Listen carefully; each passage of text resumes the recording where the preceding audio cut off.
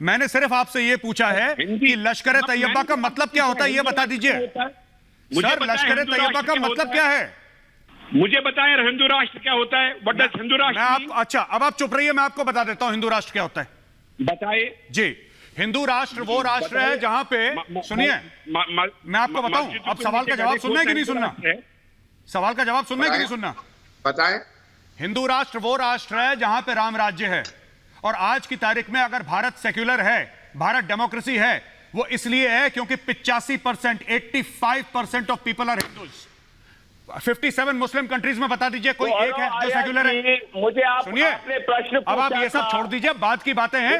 लश्कर तैयबा का मतलब बताइए, please tell me the meaning of Lashkar Taiba. अगर आप जो पूछना, Lone sahab only one versus one. Lone sahab आप बताइए, आपसे सवाल पूछा था, लश्कर तैयबा का मतलब क्या है, जैश मोहम्मद का मतलब क्या है? अध्यक्ष सर, जैश मोहम्मद का मतलब क्या है ये बताइए। मुख्यमंत्री है यूपी के। आप जैश मोहम्मद का मतलब बताइए पहले, आप छोड़ दीजिए ये सब।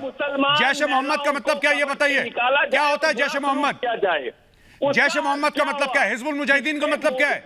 ये जो आतंकवादी संगठन है, ये जो आतंकवादी संगठन है, वो क्या है? ये जो आतंकवादी संगठन है जो कश्मीर में लोगों को मार रहे हैं, इनका मतलब, नाम का मतलब बताइए। हमारी ऑडियंस को नहीं समझ में आ रहा सर, मैं आपसे रिक्वेस्ट कर रहा हूं लोन साहब, मैं गुजारिश कर रहा हूं आपसे। और लोगों को मारते हैं। अरे हुजूर, लोगों को मारते हैं मुझे भी पता है, इसका मतलब बताइए। What is the meaning of Lashkar Taiba? Loan साहब मतलब बताइए, लश्कर तैयबा का मतलब क्या है? क्या आप उसका मतलब ये है कि वो, हाँ बताइए, जोड़ेंगे आप? उसका मतलब क्या है ये बताइए, उसका लिटरल मीनिंग क्या है? आप उसका ट्रांसलेशन करके बताइए। जैश मोहम्मद का क्या मतलब है बताइए सर। आप लोन साहब, मेरी आपसे गुजारिश है, जैश मोहम्मद का मतलब बताइए। जो आतंकवादी संगठन है, जो टेररिस्ट ग्रुप है, उसका नाम है जैश मोहम्मद, उसका मतलब बताइए क्या है उसका? अरे क्या बात बोल रहे हैं? मैं आपसे एक सवाल पूछ रहा हूं, आपसे उम्र में छोटा हूं, इतना तो हक बनता है कि आपसे सवाल पूछ लूं, जवाब दे दीजिए आप, मैं चुप हो जाऊंगा। देखिए, मेरा उत्तर केवल ये है कि जम्मू कश्मीर में हुजूर वाला जैश मोहम्मद का मतलब समझा दीजिए, क्या होता है जैश मोहम्मद सर? लोग मारे गए। लश्कर तैयबा का मतलब क्या है ये तो बता दीजिए सर, बाकी मैं कुछ नहीं पूछ रहा आपसे, निर्दोष लोग। आप मुझे इनका ट्रांसलेशन कर दीजिए, बाकी पूरी डिबेट में मैं चुपचाप बैठा रहूंगा, आपकी बात सुनूंगा। आप इसका मतलब बताइए, जैश मोहम्मद का मतलब क्या है? से उम्मीद करते हैं कि वो इस कश्मीर को सुलझाएंगे। सर सुनिए, से सुलझाएंगे। लोन साहब, और मैं ये लोन साहब कि सारे लोग आज, लोन साहब आप बड़े हैं हमारे, बड़ी इज्जत के साथ झूठ बोला सर, और आप लोगों ने सर बड़ी इज्जत के साथ ये नहीं फिर ये नहीं बताएंगे। Major he will not, major he will not, major he will not. Prem, Lalit Ambardar and advocate Naved, Lalit Ambardar and advocate Naved. Prem Shukla ji आ रहा हूं आपके पास, इन 10 सेकंड्स आ रहा हूं। ललित अंबरदार बोलिए। ललित देखिए मेजर जो प्रश्न पूछेंगे कश्मीर के, ये जो पाकिस्तान के, नवेद रिलैक्स, नवेद रिलैक्स। एक शब्द इन्होंने कभी जहादियों के खिलाफ बोला? एक शब्द कभी ये बोलते हैं पाकिस्तान के खिलाफ? क्यों? क्योंकि पाकिस्तान से रिश्ता क्या ला इलाहा इल्लल्लाह का। और सुनिए, 370 और 35 के हटाने से कश्मीर जहाद खत्म नहीं होता।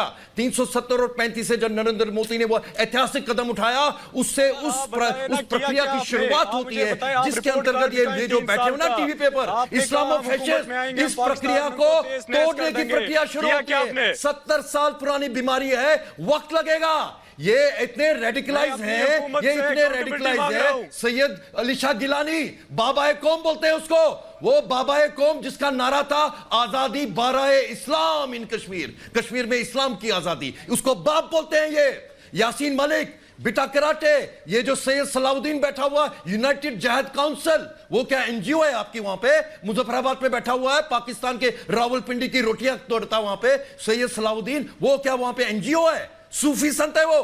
बोलो, तुम्हारी हिम्मत नहीं होती। और सुनो, तब तक मातम मनाते रहोगे जब तक तुम ऐसे जिहादियों को पैदा करते रहोगे, जब तक बुरहान वानी पैदा करते रहोगे तब तक मातम मनाते रहोगे। और मुझे तकलीफ नहीं है कि तुम मुझे मार रहे हो, मैं तो तुम्हारे टारगेट पे हूं, क्योंकि मैं उन बुज़दिलों का औलाद नहीं हूं। मैं तुम जैसे लोग हो ना, या तो सैयद उसके साथ आए थे, शामिर के साथ सेटलर्स, नहीं तो वो पड़ोसी जो कायर और बुज़दिल थे हिंदू में, वो मुसलमान बन गए थे। तुम लोग सिर्फ ये कर सकते हो, अपनी खिड़कियां दरवाजे बंद करो और अपने हिंदुओं का कत्ल होते रहो। कहां गए कहां गए तुम्हारे पड़ोस में? इससे पूछो इसके पड़ोस में जो हिंदू रहते थे, कश्मीरी पंडित रहते थे, कहां गए?